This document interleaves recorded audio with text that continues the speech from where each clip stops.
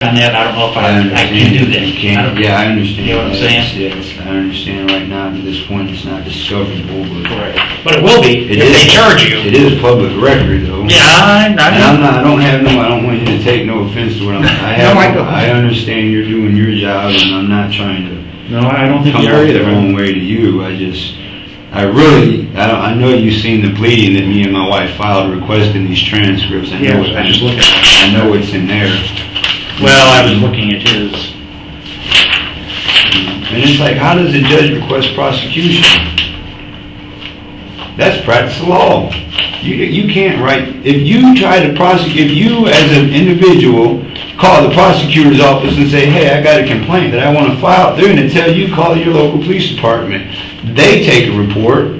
That's how the process works. They take a report based on their report. If they feel the investigation from our office is necessary, then they file the report with our office. And if we feel the law of Indiana has been broken, then we file charges. This dude just cut out the whole police system. Well, in a sense he didn't though, Josh, because under Indiana statute, prosecutors are allowed to have investigators who are law enforcement officers. Okay, so right. I mean, we've investigated other things that did not have to go through. We investigate the police and actually bring charges on them if we need to. Right. So, yeah, but I'm saying he wrote that specifically to Curtis Hill. You know what I mean? He didn't write it to you, an investigator for Curtis Hill. I mean, I can't do that. I can't say, hey, Curtis Hill, man, this person just... I know I can't because the person that stole $5,600 from me... Who was that person anyway? Lori Alvarado, my wife's stepmother. She filed our taxes. Instead of putting our taxes, putting our routing number and our account number on the e-file, she put it in her account. Then she forged the bank document saying that we got $3,100 back. So was she ever charged? No, she wasn't never charged. And when I tried to file charges on me, they told me I couldn't file charges on her. Who'd you try to file with? I've got two police tickets where they give me the number or whatever. Case number? Yeah, I have two of them. I don't know them. I still have them. They're in my file on the lawsuit. Because, and you know what? In the United States Supreme Court, they say that it's up to the police to pick and choose. They don't have no duty to file charges on individuals if they don't feel that they want to. And either because of me, because of my criminal record or whatever, they either feel that I was deserving to be victimized, my wife was deserving to be victimized, they won't file charges. I can have my wife stop in and bring you the complaint forms. I got both the officers' names. She tried filing complaints in 09 when it happened. What happened? 08, 09. But we didn't find out about it for sure until the following year when we were supposed to do our taxes. They sent us a print off, the transcripts of our taxes from the previous year. Yeah, she admitted in court on her answer. She forged the Santa Barbara Bank and Trust form. You know what I mean? And I have all that. You know, I've already won the civil case. Right. You know what I mean? And I took that to two sheriff department officers. And one they gave the case to because he had a degree in accounting. And they told me that they're not going to file charges on her. Where'd that happen at? It happened in Elkhart County. Okay. Well, if you want her to drop that off at the office and we'll review it, we have the authority to review cases that have been filed with law enforcement that don't get filed. We can review those. So if I give you the card, then you can review it. I could review it. I mean, I have all the evidence. I have the whole file. I have her statements. Then there's the transcripts in court where she admits. I even have her bank statement. Because I got a subpoena to get her bank statement because she shows that the deposit went into the account. Yeah, it shows it, and then it shows how much money she withdrew on the day she said she paid us. Well, they deposited $6,800 into her account. That $6,800 was the initial return, and then again on I believe it was May 5th of 2008, she got another $1,500. So it was a combined $6,800 plus that $1,500, which I never even knew about until I got the transcript. So then I amended the lawsuit to include the $1,500 from the later date. Well, she said that on the date that she met us at the bank was like February 8th or something, that she, and you know, up until this point, my request for a subpoena of her bank records was denied. Well, she said in court that she met us at the bank on this certain date, and she didn't in fact give me the money. She withdrew the money and gave it to my wife, and my wife was lying to me about getting the money. So I said, Your Honor, I've already filed a subpoena in order to subpoena her bank records. If you would grant that subpoena, this would be easily, you know, I was taking a chance because she could have withdrew all $6,800, just pocketed the rest. But she's not that smart. I know her. So I figured that, and you know, she's a small, petite woman. She's not going to keep that kind of cash on her. You know what I mean? So I subpoenaed the bank records. She withdrew $3,600 that day. So once again, she lied she perjured herself. That's actually perjury right there. Now I know hardly anybody ever gets convicted for perjury, and hardly ever anybody gets. It's a doctrine, and all lawyers lie in court. That's why I would never be a lawyer. Why I would never be a member of the American Bar Association. Is I don't believe in denying people's rights for my own personal gain. I believe whether it's going to cost me or not, I believe that if someone has a right, that right should be asserted. That right shouldn't be violated for your own personal profit. That's like me being a criminal, going out and breaking into houses, violating people's Fourth Amendment right to profit myself. It's not right. You know what I mean? I personally know that because I've been there. I've been on both sides of it. I've been robbed myself. I've robbed other people. I've read the complaints from my victims. You know how it made them feel, and you know I've wrote them and I've sent them apologies. You know, in my last criminal case, you know, for what I'd done, because I sincerely felt bad, and I believe God was compelling me to, and because of that, you know, I didn't have, he accepted my apology, he was happy that I found God, you know, to this day, you know, that's why I don't really think I would have lost in court. I don't understand what happened, but I understand in the Bible there are righteous people that have been in prison for whatever will it is of God, that it's His will that I be here. If there's somebody in here that needs my help, or you know, whatever reason it is, there's a reason this is His will. It's definitely not Judge Wicks's will. His will, man's will, doesn't supersede the Lord's will. You know what I mean? And I'm a firm believer that the Constitution, we get our rights from our Creator. My Creator is Lord, a Christian God. That's what I choose to believe.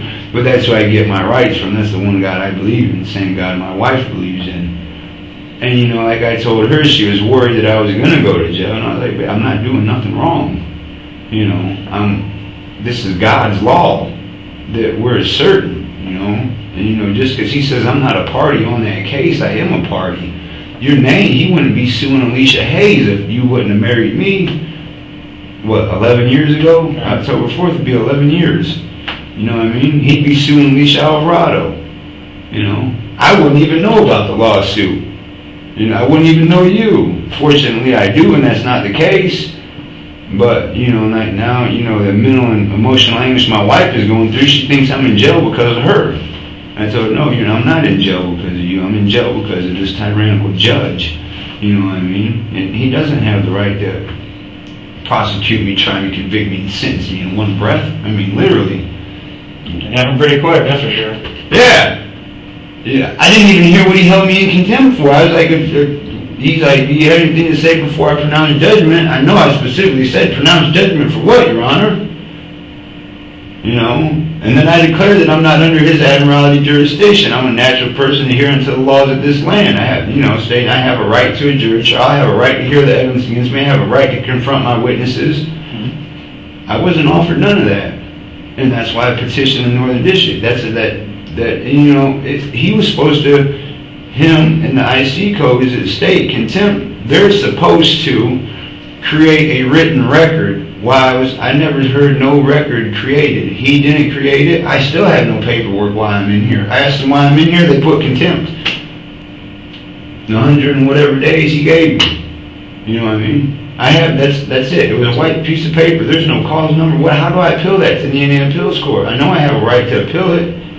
I had a right to appeal. I thought did he send a new cause number for that? And if he did, I wasn't in there for it. It might have been after you left, because who did he give I thought he gave a piece of paper. I'm sure he did. I mean, a contempt charge, I have to have a cause number. No, he gave it to the one of the officers, the uniformed officers. Well, they haven't gave it to me to this day. Oh, let's see. I don't know if I have that or not. I probably don't. I thought I made a printout of.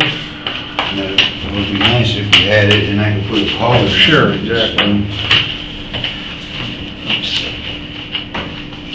This isn't the one.